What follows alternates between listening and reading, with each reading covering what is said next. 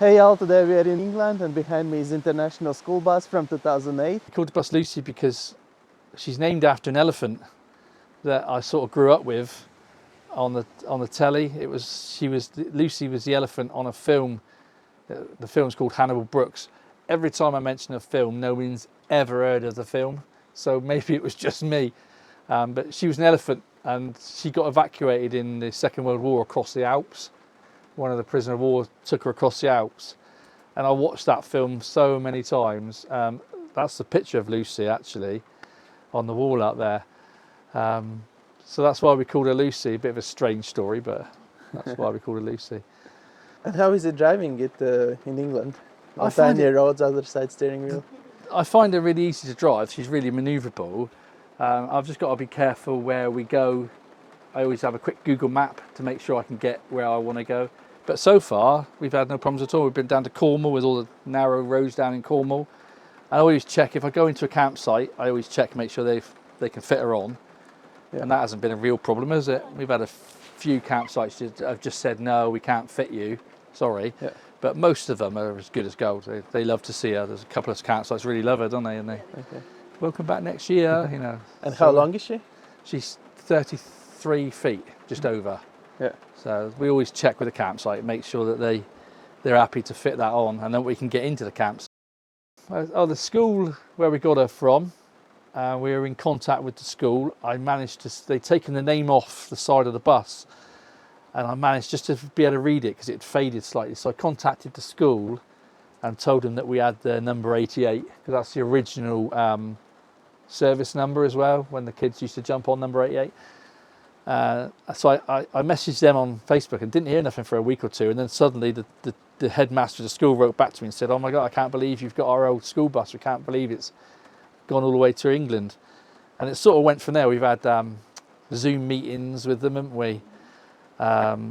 We actually got on the American news, the Channel 5 news, about the bus, and they had us interviewed, didn't they? And we put a little clip of us with the bus at our house, and then they were interviewing the headmaster on a different bus outside his school, which is really cool actually.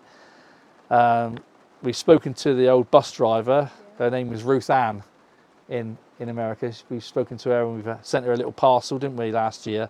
Our friend painted the bus in a frame, and we found some coins and some pencils and some other stuff when we took all the seats out. So we put the coins and the pencils and the picture of the bus, obviously, in this frame, stuck them all in, and sent that off to Ruth Anne last year. And we've spoken to her via Facebook, haven't we? So she was really pleased with that. And we've got quite a lot of the children that used to travel on this bus, that spent 6 or 7 years going to school every day on a bus, that follow us on Instagram, haven't we? Yeah. And now and then you get a message, oh, I love following my bus, I can't believe it. You know, it's really nice. It's a good bit of history to know, you know, where she came from. I'd love to go and see the school, and one day we might fly over and say hello. Yeah. I think Ruth Anne's scared of flying. She won't come over. But yeah, one day we might go and visit the school. That would be really, not in the bus obviously, she can't go back, but one day we might do that. That would be really nice. Well, it's still possible. Well, I have actually been told that they're not allowed back in. Oh really? Yeah, I can't remember where I heard that from. Once they've left and been, I don't know. Anyway, it cost a bit to get her over there. Anyway, I don't fancy doing that again. Yeah. How you came with the idea to get American school bus? Why exactly American school bus? We don't really know, do we? We've been to America a lot, and we know they're sort of iconic. The English people love them. And we actually saw one, didn't we, near our house one day, a couple of years ago, well, more than a couple of years ago. We went past our house with that. And then I started looking into it then, and it was just something we just thought it would make a great motorhome, and yeah, she has. And she gets loads of interest everywhere we go. There's people knocking on, oh, let's have a look, you know, and the kids love it. So it's just something we thought about for a while, and then we just did it, didn't we? We just thought, let's just do this. And we found a company in America that will that sells second-hand buses, and we just went from there really, and it was really good. The shipping over bit was the hardest bit, waiting for it to get off the boat. But once I knew she was in England, that was fine. So you shipped directly from US? She came from, yes, Baltimore.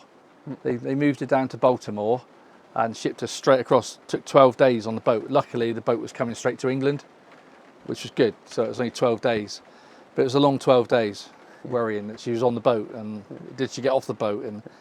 But yeah, it was fine. And if you would do it all from the beginning, would you have done something differently by buying bus in Europe or building differently? No, I don't think I would have done anything differently. I wanted to start from scratch, so I wouldn't have bought, because there is a couple of buses in England already that are already done. There's not that many in England, but there is a few, and I wanted to do it myself. I don't think I'd have changed the way we did it. I enjoyed every minute of it, even when I was covered in black stuff, treating the floor and grinding. I came in one day and I was completely brown haired, didn't I, from the rust. It looked quite nice. I wasn't grey anymore. But I enjoyed every minute of it. Every minute of it. I don't think my knees could take doing another one, but I enjoyed every minute of it. And I don't think we'd change anything really, would we? Yeah, it's been great. Yeah. And Really was has it been. really rusty or just like chassis or something? No, she was. They do in America. They seem to swill them out with water at the end of the day. They just throw buckets of water, and I think she was sitting slightly down at the back, so it was collecting just in front of the wheel arches. So I had my brother-in-law and his friend we had to replace a little bit of metal just on the wheel arches and a little bit of welding there. But the rest of the floor was really good. I ground it all down. It's all been treated, and I've treated the underneath with Lanagard, which is really good stuff. A really good company. I use them, and I've got to do that again this year. You're meant to do it every year, but it is quite an easy application. It just sprays on. It's not a compressor sprayer. You can use a hand sprayer, which is really easy. And that's got really good reviews, the Lanagard. So I use that, and it seems to be really good. And so that will keep the underneath nice and clean. But apart from, no, not really rusty at all. Apart from that one patch by the wheel arch. Apart from that, she's pretty good. She's got a little bit by the back door I'm going to have to get sorted next year. But apart from that, she's really good.